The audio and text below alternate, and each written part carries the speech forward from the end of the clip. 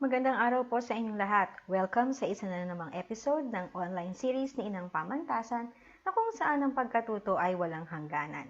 Ito ang PNU Talks. Ano nga ba ang kaibahan ng pagiging isang PE teacher sa pagiging isang homeroom teacher o classroom advisor kung tawagin natin? Ako nga pala si Jennifer Camo Caja at ako ang inyong Learning from Home buddy sa episode na ito. Ngayong araw, samahan niyo po akong talakayin ang bentahe ng isang PE teacher bilang homeroom teacher sa temang PE teacher as a homeroom teacher, PE teacher's advantage in becoming a homeroom teacher. Huwag kalimutang i-comment ang inyong mga katanungan at mga kuro-kuro tungkol sa episode na ito. Huwag kalimutang i-like at i-share ang ating episode. Before we formally start, let me share a little about myself. Once again, my name is Jennifer Camo Caja. My students and parents usually call me Miss Jen. I am a graduate of PSEPE in 2003. I am married to a wonderful husband and blessed with two adorable and smart kids. I've been in this profession for 17 years. I've been teaching for 17 years. You might be wondering the lacking 1 year. I stayed at home and become a full-time housewife when we moved here in Indonesia in 2016. Currently, I am teaching in SPH PV in Jakarta, Indonesia. I am a grade 2 homeroom teacher. Balikan natin yung katanungan ko sa simula. Ano nga ba ang kaibahan ng PE teacher sa homeroom teacher o class advisor? PE teachers, according sa twinkle.com, PE teacher is to help pupils lead a healthy and physically active lifestyle. They also help kids develop their teamwork, sport, and motor skills. Ayon naman sa wikipedia.org, homeroom teacher is responsible for pushing the students to their best. Ano sa tingin niyo ang mas madali? Maging isang plain PE teacher o maging isang homeroom teacher? Ano nga ba talaga ang trabaho ng isang PE teacher sa homeroom teacher? As PE teachers, we plan, we teach, and guide students to learn a variety of sports and health. We also teach health, right? We make sure that students are physically active to put balance in their everyday school routine. So we teach them different sports, we plan the skills that we should introduce first on a particular sport. We make sure that they move around, that they are not just seated there looking at you, right? So we want them to move around, to move their muscles, to stretch once in a while. They also help students work on their fitness and give them tools to lead a healthy and physically active lifestyle. So we encourage them to exercise to have a healthy lifestyle. While the homeroom teachers, they stays in the class at the beginning of the day to check the attendance. They need to come early, sometimes earlier than the kids. I can see other homeroom teachers, they made it a point to be there before their first student arrives so that they can accept them from their parents, from their drivers, or kung sino man yung maghahatid sa kanila sa school. Okay? So they make sure na sila yung tatanggap as the homeroom teacher. They also make sure that everything is in order in the classroom. So they prepare the classroom in the beginning of the school year and make sure that everything is in order until the end of the school year. They prepare the class school records, right? The Form 137, the report cards, okay? They also do supervised recess and lunch breaks. They stays in the class to facilitate these students during their breaks. Okay, they don't allow their kids to just be on their own during these break times. Also, they manages the welfare of the whole class. If there are some concerns, it is the homeroom teacher who deals with it. In my 17 years of teaching, of being a teacher, 12 years of those is being both a homeroom teacher and a PE teacher. At first, I thought choosing to be a PE teacher will save me from being with the younger ones. Honestly, that is why I took BSE, secondary education. So, it means I will be dealing with bigger kids, right? But, sad to say, or should I say, I'm lucky because my calling to this profession is really for the younger ones. Imagine, fresh graduate, right after graduation, first year of teaching, homeroom teacher of grade 1. Imagine, grade 1. So I am the homeroom teacher of grade 1 at the same time, PE teacher of grade 1, grade 4, grade 5, grade 6, and third year PE and health. Whew! During that time, I just accepted the challenge. At first, I wanted to turn it down, telling the principal that it was only my first year and I don't know what to do. I don't even have an experience yet of being a teacher, more so of being a homeroom teacher, right? Wherein the responsibility of the whole class is in your hands. But she told me, I can do it. That's what she told me. Taking advantage of my height, because those people who are listening right now, if you don't know me, hindi po ako katangkaran. 4'10" lang po ang height ko. So kapag po isinama ninyo ako sa mga estudyante, mapapagkamalan din po akong estudyante. So I guess that is one of the advantage. I look like my students. So I just look like their playmates. And so, the journey to being a homeroom teacher as part of my profession started.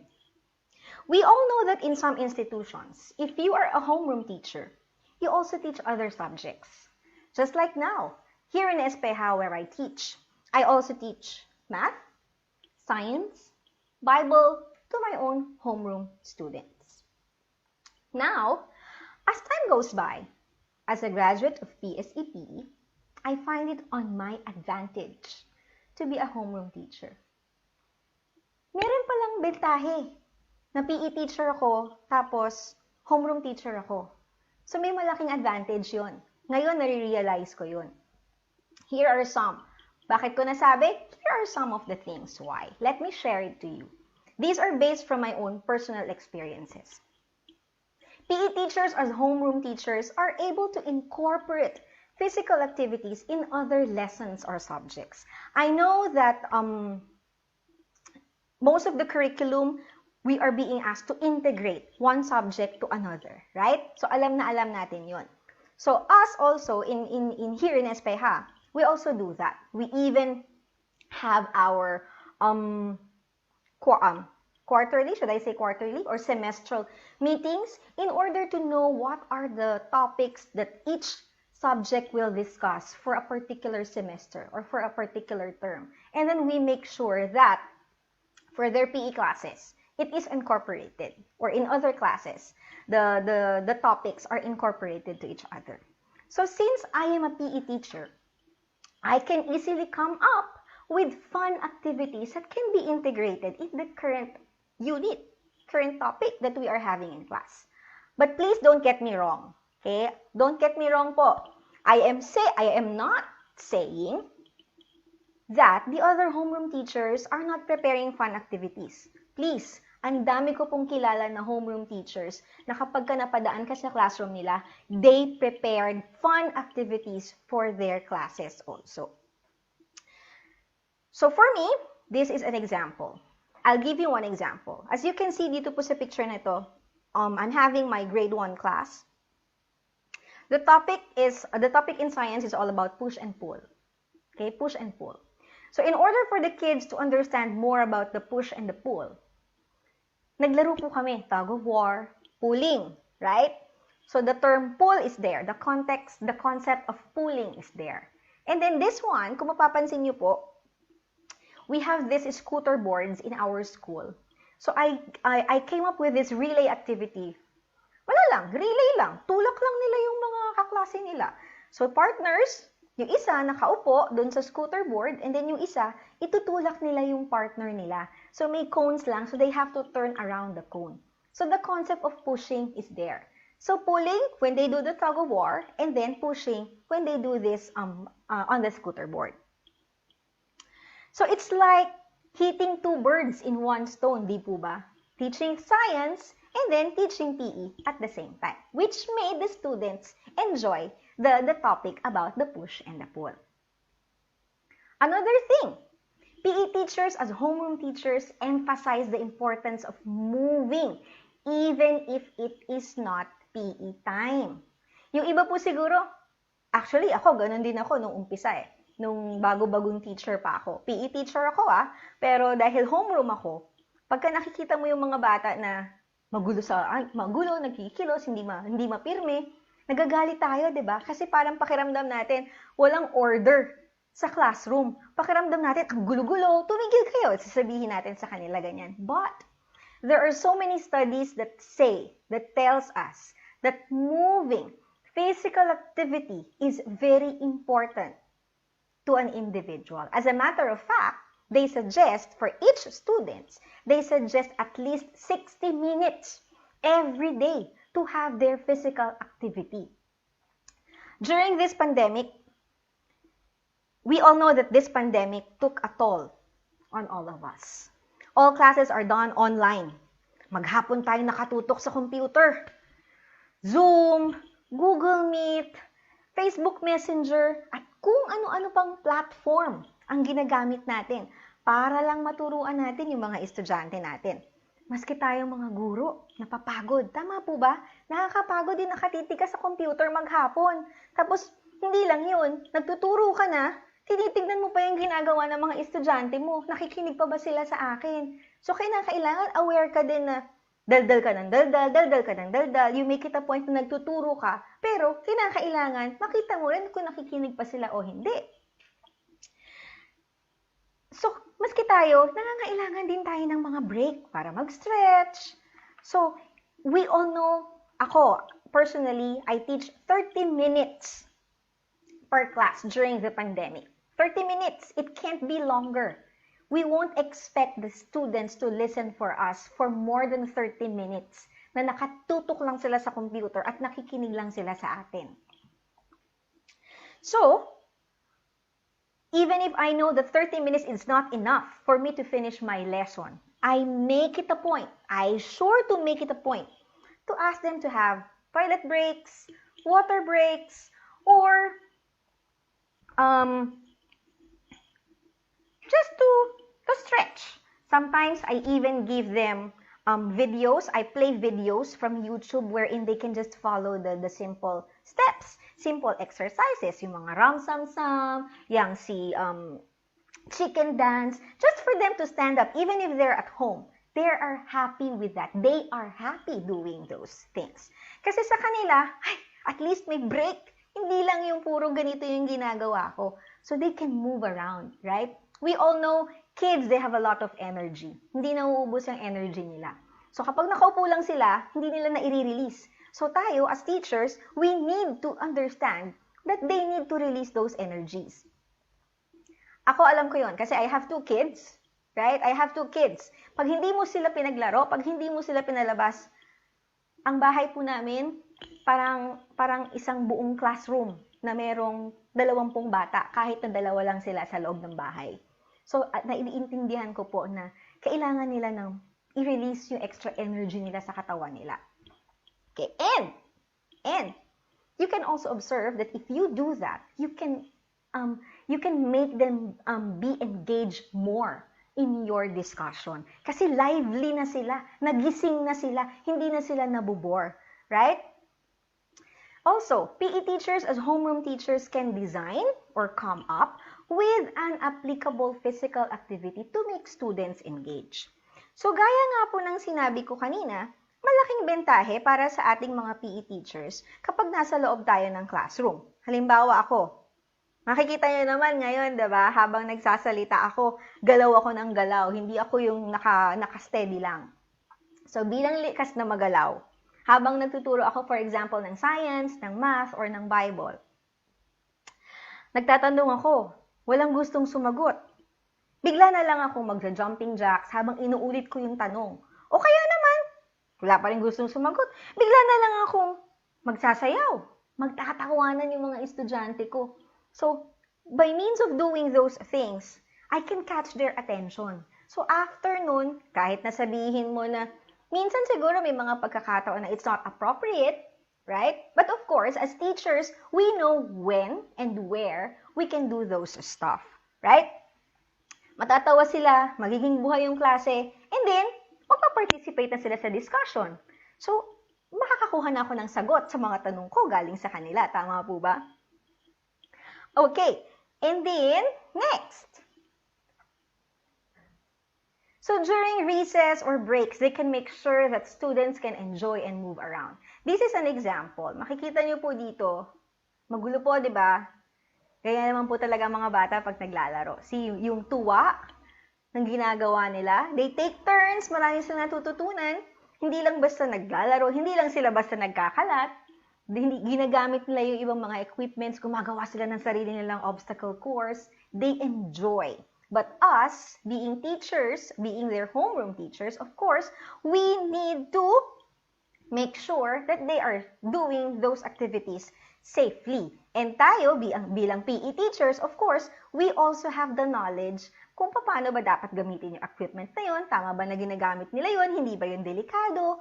Okay, so meron advantage yun sa atin. Although, alam naman ng lahat, if they're doing it, kahit hindi ka PE teacher, makita mo na ganun yung ginagawa ng bata. Alam mo na hindi siya safe. Definitely, you are going to ask them to stop, right? Next. As PE teachers, or PE teachers as homeroom teachers can also prepare and plan for presentations easily for their own homeroom students. Makikita niyo po dito sa tatlong pictures na to. The first one here, makikita po yung mga fathers dyan. So, since we are exposed and trained in doing mass demonstrations, tama po ba? Nung college, meron tayong mga ginagawang presentations, right? As a homeroom teacher, we can make sure that during those occasions that our class need presentations, it is easy for us to come up with one. So, gagana yung utak natin dyan eh. So, as homeroom teachers, hindi lang tayo mag-iisip ng ano bang magandang activity. Siguro, we can do a reading a story, yung daddy magbabasa ng story sa anak nila, something like that, right? But us, as PE teachers, mas gusto natin yung activity, right? Yung mas mapapagalaw natin sila. Total, mga tatay naman to, definitely active sila, di ba? Malalakas sila, strong sila. So, here are the examples. So, as I've said, for this one, the first picture here, you can see, this is our Father's Appreciation Day. So, we asked the fathers to play with their kids. They played relay games. Naglaro sila ng, ano bang tawag doon? Sa atin, yung nakapasok yung paatas mahaba. Here, we call it, I forgot how they call it here in Indonesia, but it's kind of relay wherein may mahabang kawayan, tapos apat sila, nakapasok yung mga paa nila doon sa apat, and then they have to move all together. May tawag tayo doon, nakalimutan ko kung anong tawag.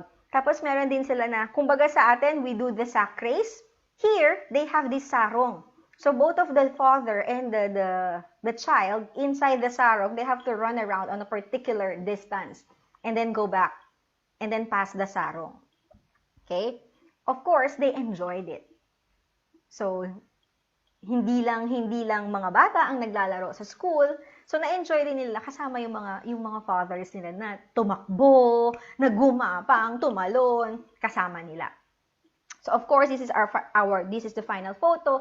At yung pasimuno ng lahat, ayan, nakahiga sa gitna. Okay, at ako po yun.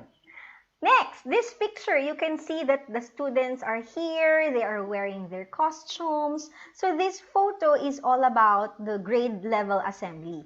here in our school, every month, we have each grade level to lead the assembly. So during the assembly, they will share, they will perform, and then share with us their learnings of that previous term or previous quarter, and then they will show it through different performances. So in this batch, they did skit, nag-skit sila, okay, umarte sila, and then they made they sang a song, and then do movements. May mga movements habang kumakanta sila. Syempre, magaling tayo doon. Nagturo din tayo ng dance, di ba? So, doon papasok yung advantage natin as a PE teacher. Pag homeroom ka, then PE teacher ka, may mga ganyan activity, pack tayo doon. Di ba? So, madali nating ma-visualize, madali nating maiisip ano ba yung mga dapat, ano ba yung mga kailangan. May mga pagkakataon pa nga na may upbeat music in order for them to show what they've learned in PE. May nag-dribble, right? Merong gumawa ng mga interpretative dances. Okay? So, it means those are the things that they've learned, okay, that they have learned in those different subjects, but they put it up in one performance. And then here, ito masaya to. This is the Mother Appreciation Day, the third picture here on top. This is the Mother's Appreciation Day. And I found this Zumba from Live Live Party, if I am not mistaken. What is that song? I forgot. Nan, tan, nan, tan. That, sorry, mahina po ako sa mga titles at saka sa mga lyrics. But I asked the moms to dance the Zumba with their kids. Siyempre, hindi naman pwedeng nagsasayaw sila tapos ako nakatayo lang doon, di ba? So, I joined them also. And I saw them all smiling. I saw that they had fun also doing that activity. So, siguro nga kulang na lang sabihin ko sa kanila na mag-put up tayo ng group para once a week meron tayong ganito, di ba? I am willing to teach all of you this one. So, merong mothers group once a week, di ba? Pero syempre, hindi ko din naman yun mai-offer sa kanila dahil meron din naman ako ibang trabaho, right? Okay, so sunod po. PE teachers as homeroom teachers are being enjoyed by students more. Pasintabi po sa ibang mga homeroom teachers. Pero alam naman po natin, hindi natin maikakaila yun, di ba? Na kapag sinabi mo na ang next class nila ay PE time, hindi na magkamayaw sa tuwa yung mga batang yan. Hindi ka pa tapos magsalita, meron ng pumipila, handa ng lumabas para sa susunod na klase nila. At tayo, bilang PE teachers, we understand the kids, right? We understand that kids find it fun. So, they are excited. That is the reason why they are excited. Of course nga naman, hindi ka lang nakaupo sa klase, hindi ka nakatutok sa libro, but you are doing, kahit na sabihin mo na you don't really appreciate that particular sport that you are learning during that time, but still, you get to use the gym, you get to use other equipments, makapag-dribble ka kahit na hindi ka marunong, but still, you can start learning, right? It's fun. You are not just inside the classroom and having math, numbers, and then doing, essays. So, you are moving around. Pwede kang tumakbo, pwede kang mag-hop, pwede kang mag-skip, maglaro ng jump rope. So, they find it fun kapag ka PE. So, when they find out that you are teaching PE and you are a PE teacher, they know that you will understand them. But of course, we should also put the what do you call this one? A barrier. When do they need to stop and when they should be, they should go on. So sometimes we should also give them those informations. Okay, this is applicable. Okay, this is not. Okay? And of course, PE teachers as homeroom teachers have livelier classes. Gaya nga po nung sinabi ko kanina, di ba? Pag medyo nakikita natin na natahimik, bigla na lang magja-jumping jacks, bigla na lang sasayaw. So dahil nga active tayo, likas na tayong active. Right? We can expect a livelier class. Naalala ko tuloy nung college kami. Yung thesis namin, ang title nun, if I can remember it right, Impressions of PNU faculty towards physical education majors. So may mga tanong doon na ano yung impression nila sa ating mga PE teachers. Maingay, makulit, hindi seryoso, yan yung mga impressions nila. So, pinag-aralan namin yan. So, personally, I just find it interesting. Ano nga ba talaga yung impression nila pagdating sa mga PE majors? So, ang tingin ba nila sa amin, sa atin, hindi tayo nagseseryoso? As in, talagang easy go lucky lang, bahala kayo dyan, basta kami masaya, something like that. Okay. Pero, maraming bentahe, di ba po? Maraming advantages yung pagiging PE teachers natin kapag in-offeran tayo na maging homeroom. So, although alam naman natin na sa bawat bentahe, meron din tayong mga naranasan na struggles. Meron din mga naranasan na trial sa pagiging isang homeroom teacher. So, ako po personally, I wrote 3. Additional workload. Definitely, you have more preparations. You have more paperworks. Unang-una na dyan sa realidad, ang pagiging homeroom teacher ay may karagdagang trabaho. Homeroom teachers are the ones doing the report cards. Form 137s, tayo lang po ang gumagawa niyan, di ba? Report card, tayo lang po ang gumagawa niyan. PE teachers, they just submit the grades of the students. Pag PE teacher ka, isasubmit mo lang yung grades ng bata. Right? Gagradean mo lang yung section or yung class na hawak mo. Kahit nasabihin mo pa na 5, 6, 7 yung hawak mo na klase, after you grade them, you're done. Pero pag homeroom teacher ka, isusulat mo pa lahat yun. Tama po ba? You consolidate all the grades. They will submit to you all the grades, all the subject grades, and then ikaw bilang homeroom teacher, ikaw ang gagawa nun. Aside from that, meron ba doon, mag-gradean mo pa yung behavior ng bata, diba? Kasi ikaw yung nakakakilala sa kanila. Ikaw yung kasama nila mas madalas. So, lahat yan, homeroom teacher ang gumagawa. At isa po yan sa mga kinatakutan ko. Sa totoo lang po, nung malaman ko na mag-homeroom ako. But, as a PE major, we are born to accept the challenges. Di po ba? Hindi tayo humihindi eh. Kahit nasabihin pa nila na sabi nga nila, PE majors, parang easy-go-lucky lang tayo. Well, I believe, dahil easy-go-lucky tayo, and we take things lightly, we can surpass the challenge. So, hindi tayo nagpapa-apekto dun sa dami ng trabaho. We make it a point na, okay lang yan, patugtog ka, sayawan mo, habang gumagawa ka ng grades, medyo umiindak-indak ka, hindi mo mamamalayan, natapos mo na pala yung trabaho mo.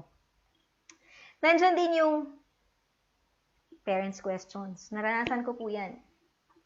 Pagkakataon na magdududa sila sa'yo. Nung magsimula po ako sa SPH, my first year of teaching in SPH, I was a kindergarten homeroom teacher. So, kinder po yung hawak ko. And then, at the same time, meron akong teaching load sa grade 1 as a PE teacher. After that, the next year, the following year, I was transferred to grade 2. So, ako po yung inassign na isa sa mga grade 2 advisors, grade 2 homeroom teacher. So, syempre, itong batch ng grade 2 na hahawakan ko, ito yung grade 1 PE ko nung nakaraang taon. So, yung mga magulang, hindi mo maaalis, may maririnig ka. Actually, may narinig po ako. Sabi nila, kaya niya ba mag-homeroom? Di ba PE teacher siya? Yun po ang tanong ng parents. Kaya niya bang mag-homeroom? Di ba PE teacher siya? So, sa kanila siguro, during that time, since they knew that I am teaching PE, they thought na PE lang yung kaya kong ituro. Kasi nga naman, di ba, pag homeroom teacher ka, hindi lang isang subject yung ituturo mo. Hindi ka naman specialist eh. Pag PE teacher ka lang, ibig sabihin, PE lang yung ituturo mo. We call them specialist teachers. So, meaning they are focused on one subject area only. Specialist teachers, music teacher, art teacher, PE teacher, so Mandarin teacher. So, yun lang yung hinahawakan nila. Unlike homeroom teacher, we teach 3 to 4 subjects in our homeroom class. So, syempre, hindi mo naman sila masisisi, di ba?